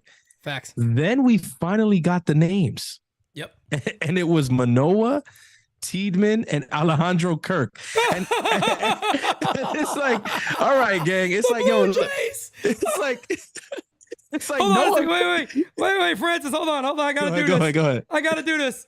I don't like that kind of talk. I don't know how Preller liked that kind of talk. I don't know how there's Padres fans what he told them out there saying that they like that kind of talk. But I'll tell you, when Francis Lee heard the names that the Blue Jays were apparently talking about, I was like, yeah, I'm not afraid of that. Like, I mean, look, we could pretend. They don't have anybody. They don't have God. They don't have what it takes. No, and you're right. Look, at the end of the day, I was listening to a couple spaces today too throughout the day, and it's true. The Blue Jays have a couple pitching prospects, right? We're talking prospects here. But remember what San Diego needs right now. San Diego is not trading Juan Soto as a part of a rebuild. San Diego is trading Juan Soto to stay at a certain number salary-wise and remain competitive. Correct. What they want back is MLB ready, cost-effective starting pitching, which though the Blue Jays have prospects, that is not that. Now, who has that is actually willing to part ways with some of that? The Yankees. They got Clark Schmidt. They got Michael King. They got Drew Thorpe, who's banging on the door. Like, this is the team that has it. Now, does Seattle have that? Yes, Seattle could make that available to San Diego. But the question now that brings another question though. Is that what you think Dipoto is going to do? And that's where I don't know. Like, I don't know if that's the move that if Dipoto's going to say, yeah, you know what? I'm going to give up some of our MLB ready pitching for a possible 1-year rental of Soto, because I'm not saying that Seattle doesn't stand a chance at re-signing him, but whoever trades for him knows that he's testing free agency. Yeah, and I think that's what I was saying about Seattle earlier, is for them, it just seems like a long-term risk. Yeah. More so than it does for the Yankees. A big risk. For me, the way I see it with Seattle is, I think they cleared up a little bit of money, because I feel like if they go out there and let's say they've already been connected to Tampa Bay. Yeah. Let's say they trade for a Rosarina. You could also say, hey, look, let's get a deal done. Let's give you $25 million this year. Let's get a deal done for 5 years, 6 years. Let's sign that right now and get it out the way. This is Seattle, right? Seattle, yeah. Like, so I'm glad that you brought that up. And I'm sure you spoke about this at some point, but I want to get your take really quickly on that. How, like, I don't know if I'm maybe just not seeing the right accounts on Twitter. I feel like people are underrating the kind of move that could be for Seattle. Like I think a Rosarina in that lineup does a lot of damage. Hell yeah. I really think that change, like, it's like a facelift for the lineup. Yeah. Like him and Julio Rodriguez, I mean, you talk about an electric factory, that's going to go crazy in Seattle if it happens. And if you're Tampa, it's a Tampa thing. Like, it's how Tampa moves, right? Like, I mean, They could shock the world and try to extend him, but the last extension that they offered to a big hitter didn't go so well. Yeah. Facts. Robbie Cano knows that. We got a super chat from Thomas. Thomas, you didn't have to give another one, brother. I was going to get to it. It was we're just waiting for a time for us to get to that. But Thomas says, how would you have felt if the Yanks sent those 7 players for Soto, but also Manoah for Soto? Laugh out loud. Florida Complex League guy. I mean, we're not even talking about a AA pitcher, AAA pitcher. We talking about an FCL pitcher. That Roderick Arias smoked. I mean, listen, Roderick gang. Arias hit a bomb off this dude. I mean, let's call a spade, though. I mean, Arias is going to be hitting bombs off a lot of dudes, right? Facts. I mean, Facts. no. Let me ask you this question: If the Blue Jays and San Diego do, come to terms on this deal, is there a private jet that can like sustain Alejandro Kirk and Manoah on the same flight? Like, is there a jet that's like built for that, or will they have to put them like on an aircraft carrier or some shit? I don't say water, bro. just put them on the water. Just put them on a ship. They're gonna have to circumnavigate the whole country. Oh, Pete, by the way. Fucking boat.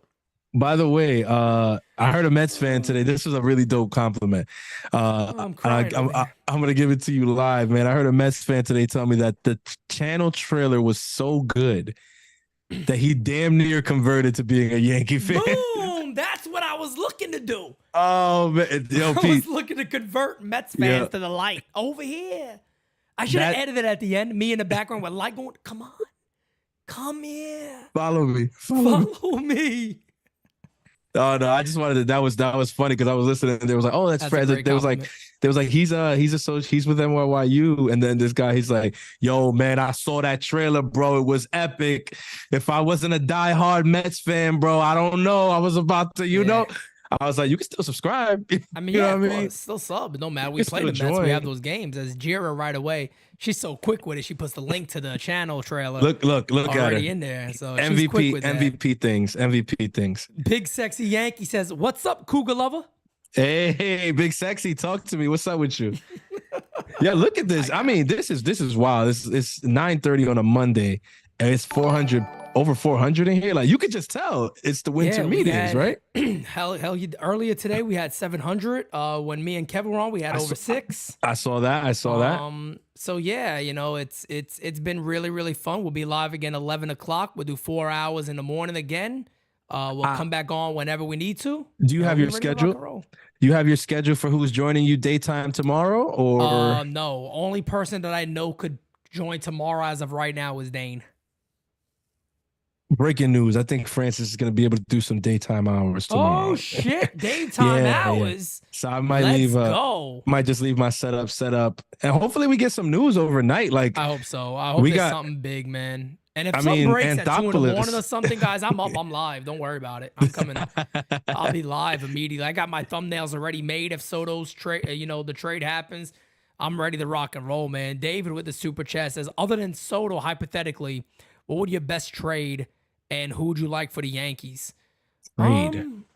Trade-wise, to be honest with you, man, I really like Brendan Donovan, but I think St. Louis is kind of smart on this. Like, you know what? Nah, we're gonna hold on to this dude.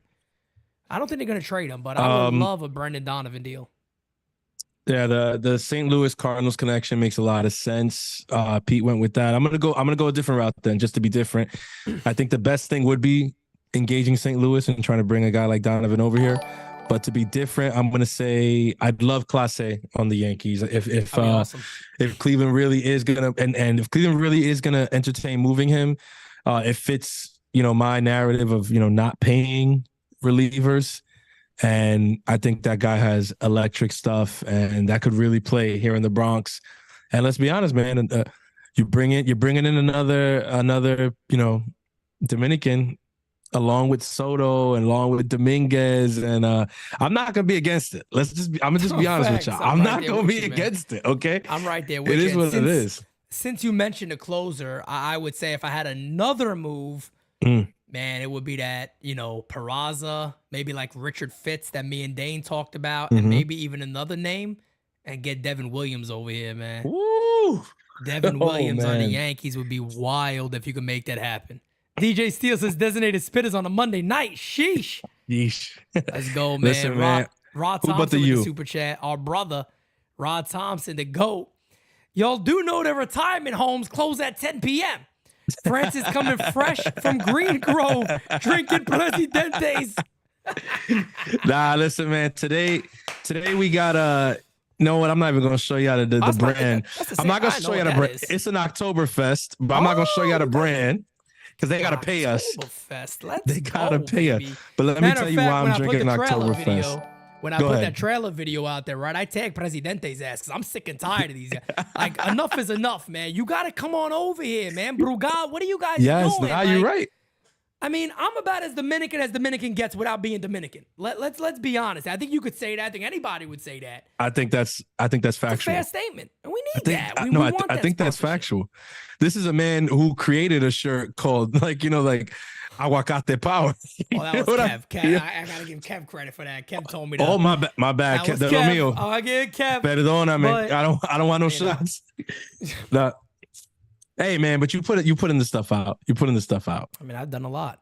You know what I'm saying? Right? You're putting the stuff out. I've done a lot, right? You're an ally.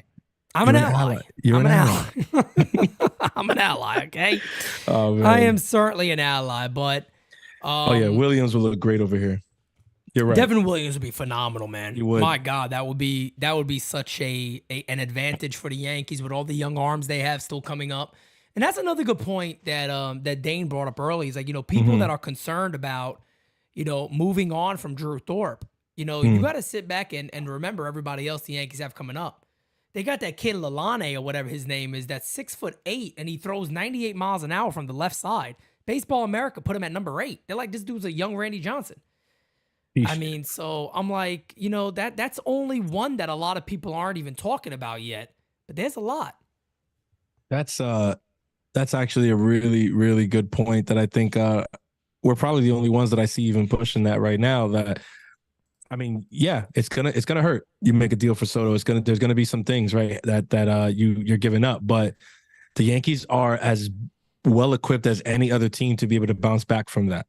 Right, just with the talent that they brought in over the years and the pitching talent that they're cultivating down in the minors, and Dane and all the guys that we have pumping out these articles week after week, they've been doing a phenomenal job covering it for you guys. So if you're not going to NYYUunderground.com to get your information on prospects, I don't know what you're doing. I mean, we have our own. We have our own ranking. We have our own prospect ranking that is updated and is going to continue to be updated periodically. And I'm telling you, it's not just because these guys are a part of my team. Like, these guys are like really the best at what they do. They're really the best at what they do. So man, if you guys aren't going to go out there, learn you about some of these prospects that we have and why it would be okay for us to walk away from a guy like Drew Thorpe if it means coming back with Juan Soto. No doubt about it. And what was the other question I have for you? Did you talk about a possible reunion with Wandy yet? Yes, we talked about that. Okay, during the first stream when that was announced. The possibility of that. I'm just looking over here, and Joe Randazzo just posted a video about Johnny Burrito, and I tell you what, man, I hate saying this because people are gonna be like, Peter, you out of your mind? I almost don't want this dude traded. And I'll tell you why I almost don't want him traded. Having a guy that could go 2 to 3 innings in the middle of a game is very friggin' important. Oh, yeah. There's a lot of games that you could come back on when a guy holds teams, and he looked very good in that role. I think he had like a 2-something ERA as a relief pitcher. He did. I mean, that's where the change happens. Really good in that role, man. Shut up, Steels. I listen to the show. Don't do me like that. What he said? He said, he's like Francis don't listen to the show. I mean, he's talking about this morning's stream, which was literally a little bit over 4 hours. I mean, I might have missed a part. You know what I mean? But nah, you're not wrong. You're not wrong. Johnny Burrito is he's an amazing talent, and honestly, you hit the nail on the head right there. The change happened when they shifted him to that like middle relief role, I guess you could say middle / long relief role. Yep. Like that, his stuff played up. He seemed to look more confident out there on the mound. And that's where I think we really got to see a truer representation of who he is as a pitcher.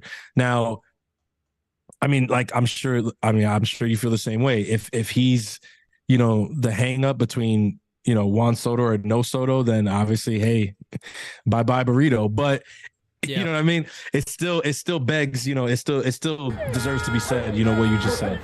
This guy's so talented that you almost don't want him to be playing somewhere else next year. Facts. And I know where, we don't really go off topic much, but I got to show this video. So apparently here in Arlington, Virginia, a little above where I am, FBI was doing a search on a house and the house blew up. Whoa. It flat out exploded. So I'm going to play this real quick. This is no joke. This is legit. Boom. Look at this. Whoa. They were doing a search and the house straight up exploded like it was from a movie. That is a hell of an explosion. This is in Arlington, Virginia. Look at this. Yeah, Pete. I mean, there's had to have been explosives in that house. No? 100%. There's no way. I mean, you factor in that it was the FBI who was searching the house. I mean, let me just stop you right there. Who but NYYU? I mean, we was just talking baseball. We go live, to our field reporter, showing the house, blowing to smithereens. I'm not laughing. I mean, how far? Laughing about the house. But How far? There's a lot of people that God forbid. God forbid. But you know me, guys. I had to lighten the mood. No, because it's sad. I'm sure. I'm almost certain life was lost. That just looking at that. So. Nick says a meth lab, maybe, or a propane tank blowing up something. I mean, it had to be something like that. But that thing just absolutely exploded. That's what happens when you're on here. You're trying to get news and Twitter shows a house exploding. So you're like, you know what? Let's show that. The other time I showed it, if you remember, me and Dane, there was a video of a giant rabbit. And I'm like, I got to show the video of the giant rabbit. That's who we are over here, That what one are you going to do? That's who we are, guys. The craziest thing about all this is it's only 8:45 over there. So there's a chance I might be live again today. Hirsch said, Boone's cupcakes were left in the oven. And somebody got to Booty. And they offed him before he could pull the cupcakes out the oven. That's what happened, guys. That's what happened. I'm sorry. Oh man, I'm done. It's interesting. I'm absolutely done. It's interesting that you keep mentioning what time it is down in Nashville because it's true. Like there's a big possibility that like a couple of nights this week people go to sleep and then like an hour later something happens. At least us East Coasters, like that's very, possible. I mean, look at Anthopoulos. Nobody was expecting that. Just an update on this house. Just more an information update on is this coming house in. real quick. What it seems like happened was apparently a guy shot a flare gun into the house and it exploded. So it seems like it was intentionally filled with gas to absolutely explode it. So that's what it seems like just happened. Okay, so then Jira might have been. Jira sounds like she was spot on. She's like, they ain't want nobody to find what was in there. Yeah, that seems like exactly what happened. So dude just shot a flare gun in there, boom, just friggin' exploded the hell. I think they found the headquarters for Aaron Boone's secret society. Could be that. Fishman's involved because how the hell that guy still has a job is shocking to me, but he does. It's absolutely amazing. Somebody in the chat earlier mentioned that what's his name? Mentioned that Randy Vasquez also looked very good at the bullpen, but not like Johnny Brito. He looked good, but Johnny Brito looked like a guy that could hold that roll down for a very, very long time. Yeah, you're not wrong. Randy Vasquez though impressed me also though. If I'm honest, I think he had his moments. Both guys impressed. And again, look, I mean, Pete, let's be honest here. If these guys were complete dog shit and didn't look good in any way, shape, or form, we wouldn't be talking about them in a possible trade. Like nobody would want them. The reason that somebody's even interested in these pitchers is because there's something to be had there. So of course, like we're gonna look at these guys and say, damn, like I'm not even sure because look at this guy. I mean, Drew Thorpe, minor league pitcher of the year. I mean, there's so much potential there. And, Johnny Brito, did we just scratch the surface with this middle relief stuff? Is there more to tap into? Is he going to be able to figure it out as a starter? And Randy Vasquez, I feel like, we know even less about him. Yeah. Like in terms of potential and what his true ceiling can be. And then, I mean, you can go on and on because you can say the same things about Michael King, even though King's been around a little bit longer and is much closer to free agency. Last year was the first real look that we got, major league level, Michael King starter. Correct.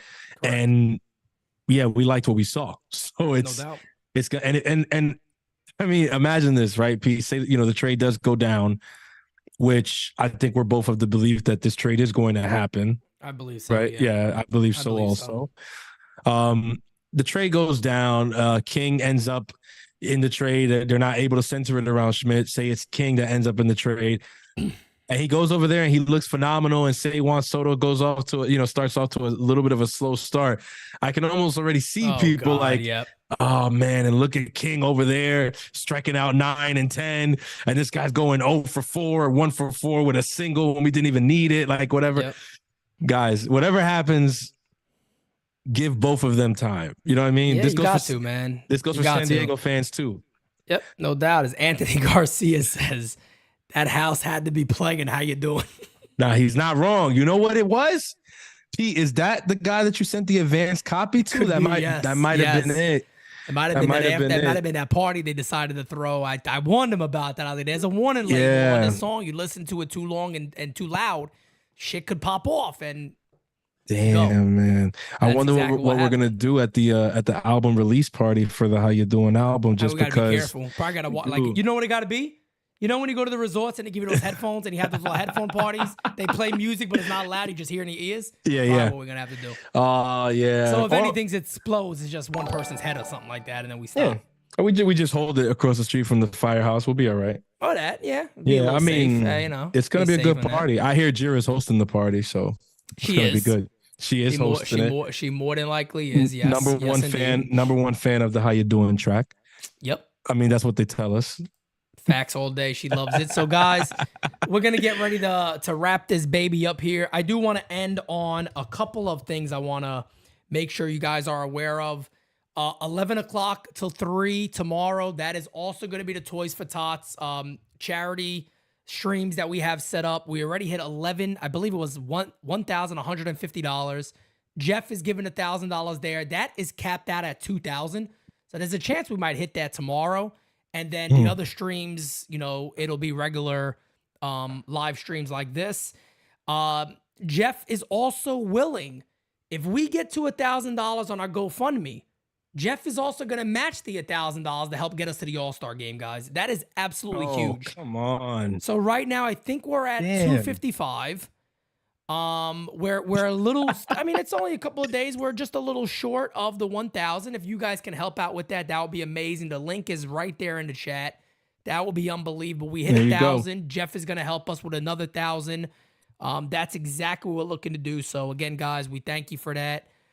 Francis, you want to leave us off on, even though you may be joining tomorrow, but do you want to leave us off with anything? Yes. Okay. Let me ask. First, I'm going to ask you a question, then I'll answer the question, right? Okay. Juan Soto deal goes down this week. What day? You had to guess. What day is it going down? Is it a hump day thing? Is it a Thirsty Thursday thing? Is it a Taco Tuesday move? I feel like because here's how this works. Thursday is the Rule 5 draft. Wednesday, GMs start to leave. Yeah, you're right. I feel like if it's anything, it'll be tomorrow. That's what I feel like. So that is the tone. That is my closing statement that I would like to make. Also, let's jump out the window a little bit. If it doesn't, if it doesn't happen, don't come with the nonsense. Even though I know some people will. I'm looking at you, Rocket. But yeah, man, let's jump out the window with that. Let's go to sleep and let's pretend that tonight is Christmas Eve and tomorrow we're gonna wake up with Juan Soto under the tree. I don't know. Yep. That's just why I don't know, man. I'm feeling it. I'm feeling good. I'm feeling great. And I'm gonna see you guys tomorrow Kev I said can't wait. Presidente Tuesday. I mean, look, if they get him, I'm not joking. When I get off that stream, I'm going to the store. I'll go live immediately after it, and I'll drink every damn bottle there, and we'll celebrate. I'm down for that all day. I got a special bottle of Brugal here. It's wrapped up. Francis has not touched this bottle, has not looked at this bottle, has not opened it. I will break it out. If this happens, yo, God, if you are listening, let this happen while we are live tomorrow. I will go because it is literally 10 feet from where I'm sitting right now. I will bring that bottle live on air, crack that baby open, pour the shot, and we will do it. We'll have a shot together, man. Because I mean, cool with that. How long have we been waiting for something like this? Long. Something to celebrate like this. You know what I mean? Oh man, too long, man. Too for long. For real. We need it, guys. We had over 100 subscribers today. You guys are amazing. We're at 20,314, closing in on 21,000. We would love to get that before the end of the year. So again, guys, we are a few weeks away from Christmas. There's a lot of great things that can happen for the Yankees over the next couple of weeks. It seems already like Yamamoto and Ohtani will not sign after the meetings are over. Ohtani will likely be first, then Yamamoto. Apparently next week, Yamamoto is going to be meeting teams in here in America. So we'll see what happens. A lot of people think that's down to 3 teams. It could be the first time Cohen and George, Hal Steinbrenner got to go against each other. I'm always thinking about George. It's unbelievable. But it's a good thing because that shout out to him in the trailer was pinpoint. Every time I hear it, I get goosebumps, man. No joke. That was George speaking through me. I could tell. I could tell that's what it was. So until next time, guys, we are out. You got a look. What you got here? You got a little taste of what designated spitters is gonna be in 2024. Oh man. Yeah, you got a little taste. Those were the days. Oh yeah, just get ready, guys. We're on a different level now. I'm sorry. No doubt about it, guys. We are out. Until next time. See you guys later. See you in the morning. If anything breaks tonight, I'll be back. See you later, guys.